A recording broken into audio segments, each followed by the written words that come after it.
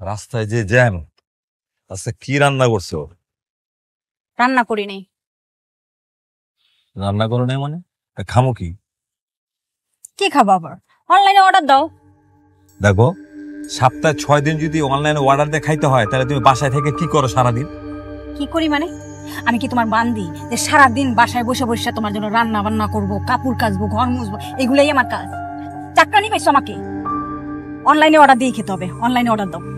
দেখো, অনলাইনে খাবারের অনেক দাম। কত টাকা বেতন পাই আমি, কত টাকা চাকরি করি সেটা তুমি জানো। খাবারের পিছনে যদি ম্যাক্সিমাম টাকা ব্যয় হয় তাহলে চলবে কেমনে? এই সব ব্যাপারে আমি কিচ্ছু জানি না। আর শোনো, কালকে অফিস থেকে আসার সময় একটা ওয়াশিং মেশিন কিনে আইনো। বুয়া চলে গেছে, কবে আসবে ঠিক জানি না। ছুটি নিয়ে বাড়িতে গেছে। বাড়িতে আমরা দুইজন মানুষের জন্য একটা ওয়াশিং মেশিন কিনতে হইব। তাহলে কি করতে হইব? কাপড় কাচবে কে? তুমি কাচো। দেখো, এই বেতনে আমার কলিগরা তাদের বউ বাচ্চা নিয়ে খুব সুখে শান্তিতে সংসার চালায়। তুমি পারতাছো না, তোমার সমস্যাটা কি?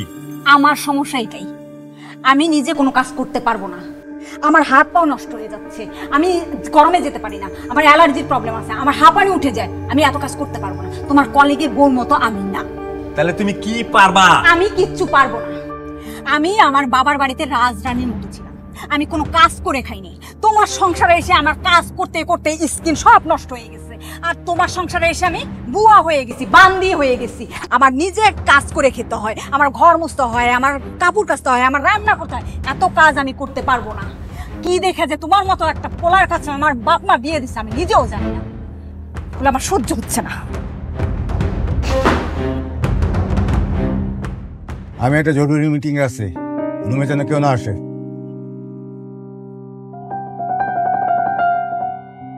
এমন মন খারাপ করে আসছো কেন বলো? তুমি মন খারাপ করে থাকলে তো আমার ভালো লাগে না। ঘরের কথা পরের কাছে বললে কেমন লাগে না? তারপর তো বলতে হচ্ছে। আমার হাজবেন্ড এত অত্যাচার, এত নির্যাতন, এত কষ্ট, এত ঝগড়াঝাটি, আমি এগুলো নিতে পারছি না। সারাক্ষণ আমার সাথে ক্যাচাল করে।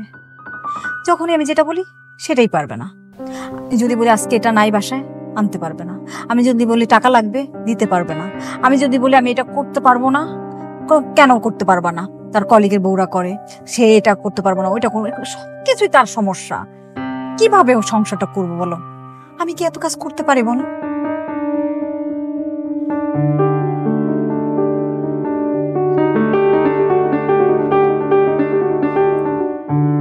এত সুন্দর হাত তোমার, এই হাত কি কাজের হাত, বাসন মাজার হাত, হ্যাঁ ঘর মোছার হাত? এটা তো আদর করার হাত, এটা তো সোহাগ করার হাত। আর are you such a beautiful lady. আর এই সুন্দর চেহারা নিয়ে তুমি যদি রান্না করো, তোমার ত্বক তো নষ্ট হয়ে যাবে। ইউ লুক আগলি। এটা কি হতে পারে কিনা? কখনোই না। তুমি যদি আমার বউ হইতে তাহলে আমি তোমাকে রাজরানীর মতো করে রাখতাম। 14-15টা কাজের বুয়া দিয়ে তোমাকে আমি ঘেরাও করে রাখতাম, আর আমরা দুজনে পাখির মতো দেশ বিদেশ ঘুরে বেড়াতাম। কিন্তু ব্যাড লাক, সেটা তো আর হয়নি। জীবনে এই একটা ভুলেই করছি। তুমি যখন আমার পিছন পিছন ঘুরতা তখন তো আমি তোমাকে পাত্তাই দেইনি। কে জানতো যে তুমি এত টাকা পয়সার মালিক হয়ে যাবা? তখন তো বেকার ছিল। তার জন্য আমার বাবা মা এই ছেলের সাথে বিয়ে দিয়ে দিল। এখন তো আর কিছু করার নাই। আর আমার জীবনটা দেখো, কি একটা বিয়ে করছি, 12 মাসের মধ্যে 13 মাসে অসুস্থ থাকে। আমার লাইফটা একেবারে হেল্প করে দিচ্ছে। আমার কোনো লাইফ আছে? আমার লাইফটা তুমি একবার দেখো। কিন্তু তুমি যদি আমার বউ হতে তাহলে আমার জীবনটা এরকম হতো। এখন তো আর কিছু করার নাই। করার আছে, করার আছে। একটু ভয়ে ভয়ে দেখো, অনেক কিছু করার আছে। কি ভেবে দেখবো? আরে ওটাকে ছেড়ে দাও। এই ছেড়ে দিব মানে? অবশ্যই ছেড়ে দিবা। এরকম একটা অসভ্য লোকের সঙ্গে তোমার জীবন চলে নাকি? ও কি তোমার যোগ্য? তুমি তো ডায়মন্ড, তুমি তো খাঁটি হীরা, কিন্তু ও তো তোমাকে পিতলের মর্যাদাও দেয় না। তুমি ওকে ছেড়ে দাও। আমি তো আছি তোমার জন্য।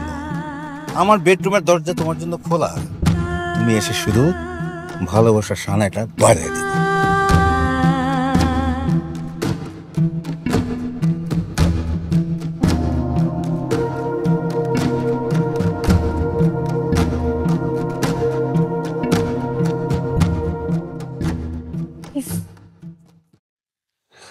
কি কি ব্যাপার এরকম হাঁপাইতেছো কেন? হাঁপাইতেছি কেন জানো না তুমি? এই 4 তলার উপরে ওঠানামা করলে কেমন লাগে? এই সিঁড়ি বাইয়া 4 তলায় উঠছি, আর আমার হাঁপানির তো প্রবলেম আছেই। তুমি এই বাসাটা ছাড়ো, এই বাসাটা ছেড়ে সুন্দর একটা বাসা নাও, লিফটওয়ালা বাসা। আর আর এত গরম পড়ছে, এত গরমে মানুষ থাকতে পারে? এই ফ্যানটা কারেন্ট চলে গেলে আর চলে না, একটা আইপিএস নাই, একটা এসি কেন এই মাসের ভিতরে। তোমার অফিসের দারোয়ান আছে না, তার বাসায় যাও, দেখো এসি আছে, কিন্তু তোমার বাসায় একটা এসি নাই। আর আশেপাশে দেখো কোথায় জিম আছে, আমি জিমে ভর্তি হব, তুমি দেখা আমাকে ভর্তি করে দাও। জিম? তুমি যে 4 তলা হাইটে উঠো আর নামো, এতে কি তোমার জিমের কাজ হয় না? এই তো একটা মুরুক্ষর মতো কথা বললা। এই 4 তলা সিঁড়ি বেয়ে ওঠা আর নামা, এটা কি জিমের মতো কাজ করে? হ্যাঁ, তাহলে মানুষ জিমে ভর্তি হইতো, তাহলে তো 4 তলা উপরে উঠতো আর নামতো, এটাই করতো। আমি তোমারে আবারও বলতেছি, 1 নম্বরে লিফটওয়ালা বাসা নিতে হবে, একটু বড় বাসা দেখা। 2 নম্বরে আমার এসি লাগাই দিতে হবে। 3 নম্বরে আমার জিম ঠিক করে দিতে হবে, আমি জিমে ভর্তি হব। বুঝতে পারছো? এগুলো আমার লাগবেই। আমি কিছুই দিতে পারবো না। পারবা না মানে? পারবো না মানে পারবো না। তাহলে আমি তোমার সংসারও করতে পারবো না। তা করলে করো না, সমস্যা নাই। ও, এটাই ছিল তোমার মনে? হ্যাঁ, এই জন্যই সারাক্ষণে আমি যেটাই চাই সেটাই বলো। না, আমি এটা করতে পারবো না, আমার কাছে টাকা নাই, আমি এটা কিনতে পারবো না, আমার কলিগরা এরকম আছে, তুমি এরকম থাকতে পারো না কেন? সব সময় আমাকে এই ব্লেমগুলো দিচ্ছ এই কারণে। ওকে, ঠিক আছে, আমিও দেখে নেবো, আমিও তোমার সংসার করবো না, আমার ডিসিশন আমি নিয়ে নেবো। ওকে,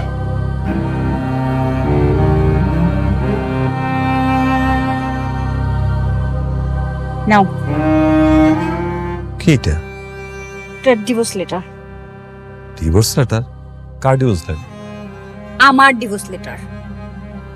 আমি তোমাকে ডিভোর্স দিছি, ওইটার পেপারস। কি এসব পাগলামি কথাবার্তা কইতেছো? তুমি কি পাগল হইছো? আমার ডিভোর্স করছো তুমি? কেন? আমি কেন পাগল হব? পাগল তো তুমি হইছো। তুমি তো চাও, সারাক্ষণই তো বলো সংসার না করলে চলে যাও, ডিভোর্স দাও, তাই দিয়েছি। এখন আবার পাগল হওয়ার কি আছে? আরে বাবা রে, তো কথার কথা বলছি। কথার কথা মানুষ বলে না, কথার কথা বলতে আমার ভুলে গেছে, মাফ করে দাও। কোনো কথার কথা না, এটাই তোমার ইচ্ছা ছিল। সারা বছর এই জন্যই তুমি আমার সাথে যত রকমের ঝগড়া, যেটা চাইছি সেটাই তুমি দিতে পারবা না, এই সমস্যা ওই সমস্যা, সারা বছর এই জন্য বলছো। এই, আরে এটা তো আসলে ডিভোর্স লেটার, তুমি আমার ডিভোর্স করছো। এই তুমি কি, আমি বুঝলাম না। আমি তোমার লগে দুষ্টামি করছি? দুষ্ট? এটা তোমার দুষ্টমি ছিল? হ্যাঁ, এটা তুমি মন থেকে চাইছো। দেখো প্লিজ, যা হইবার হইছে তুমি বুঝলা দাও, তখন থেকে আমি তোমার সব কথা শুনুন। স্যার, তুমি তুমি আমাকে ছাড়ো, তুমি আমাকে ধোপা দাও। শোনো শোনো শোনো শোনো, আমি আগামী মাসে একটা বাসা নিবো, লিফটওয়ালা একটা বাসা নিবো, বড় ওদিকে ফ্ল্যাট নিবো, প্রত্যেক রুমে আমি এসি লাগাই দেবো, ওয়াশিং মেশিন থাকবে, আমি কাজের বুয়া রেখে দেবো, 2-3টা কাজের বুয়া রেখে দেবো। কিচ্ছু লাগবে না আমার, যা করার তা করে ফেলো। লক্ষ্মী লক্ষ্মী প্লিজ দেখো, এরকম করো না। আমি তোমার ছাড়া বাঁচব না, আমি তোমার অনেক ভালোবাসি। আর আমি যা করছি এগুলো তো তোমার ভালোর জন্য করছি, আমার ভবিষ্যতের জন্য করছি। কি যে নাটক করতে পারো তুমি, এখন নাটক করতেছো, এসব নাটকের কোনো কাজ হবে না। প্লিজ মাপ চাইতাছি, যা বলবা তাই করুম। আমি প্রয়োজনে ডবল চাকরি করুম, যে চাকরিতে উপরি আছি সেই চাকরি আমি করুম, তারপরে তুমি আমার সাথে এইসব প্লিজ কথা প্লিজ বলার কোনো দরকার নেই, যেটা হওয়ার হয়ে গেছে। প্লিজ আমার ছেড়ে যায় আমার, তুমি যা করবো আমি তাই করুম, তুমি আমার জীবন, আমি বাঁচব না তোমার সারা লোককে। আমি তোমার না না তুমি দেখো, আমি তোমার অনেক ভালোবাসি, তুমি যা চাও আমি তাই তোমার দেবো, তুমি যা করতে হবে আমি তাই করুন, তুমি আমার ছেড়ে যাও না প্লিজ প্লিজ প্লিজ। আমি ডিভোর্স মানি না, আমি ডিভোর্স চাই না।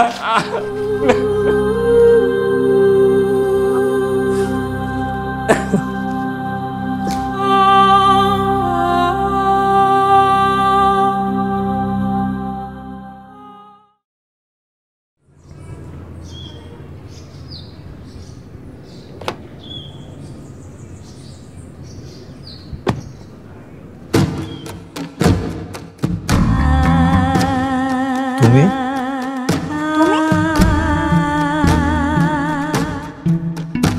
কেমন আছো? তুমি ভালো আছি, অনেক ভালো আছি। তোমার দেখেই বুঝতেছি তুই কেমন আছো? তোমার এই অবস্থা কেন? এইবার তুমি একটা কাদের মতো কাজ করছো। নাও ওঠো। আরে ওঠো না, আসো, চলো প্লিজ, চলো এই চেয়ারে বসো। চেয়ারে কেন? হ্যাঁ, এখন থেকে আমার যা কিছু সব তোমার। এখন থেকে আমরা মুক্ত, we are free, we are like a free bird.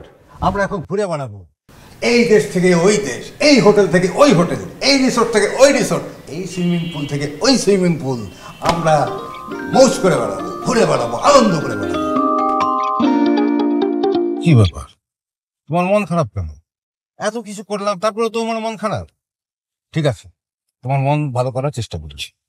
চলো আজকে আমরা দুজনে লং ড্রাইভে যাই, তারপর কোনো একটা রিসোর্টে গিয়ে নাইট স্টে করবো। কি বলো? আমরা তো এখনো বিয়েই করিনি, তার আগে আমরা ঢাকার বাইরে যে নাইট স্টে করবো? ডার্লিং, তুমি কি আমাকে বিশ্বাস করো না? তুমি কি আমাকে ট্রাস্ট করো না? Don't you trust me? ঠিক আছে, চলো চলো চলো কাজে অফিসে, এখনই যাবো কাজে অফিসে। এত তাড়াহুড়া কিসের? এখনই কেন কাজ? না চলো, আমি আজকে বিয়ে করবো।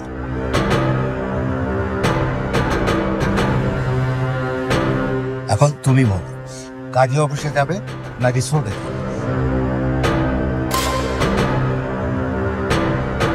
রিসোর্টে যাবে?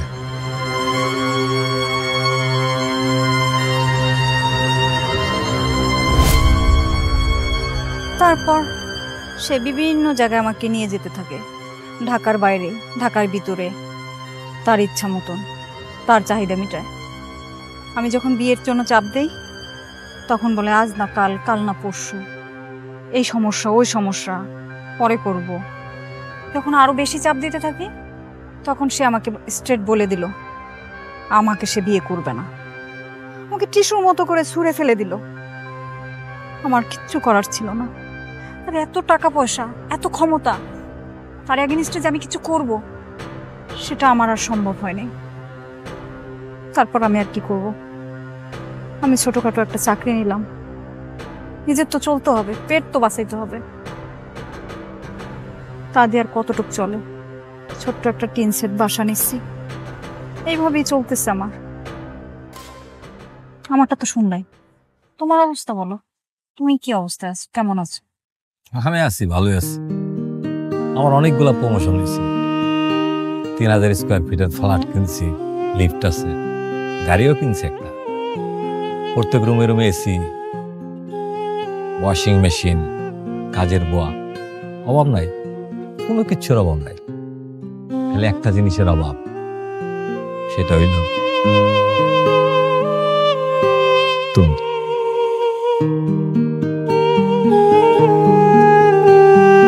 আমাকে মাফ করে দাও। আমি জানি আমি অনেক ভুল করে ফেলছি, অনেক বড় ভুল করছি। এই ভুল মাপের যোগ্য না। তারপর আমি তোমার কাছে ক্ষমা চাইতেছি, তুমি আমাকে ক্ষমা করে দাও প্লিজ, প্লিজ তুমি আমাকে ক্ষমা করে দাও।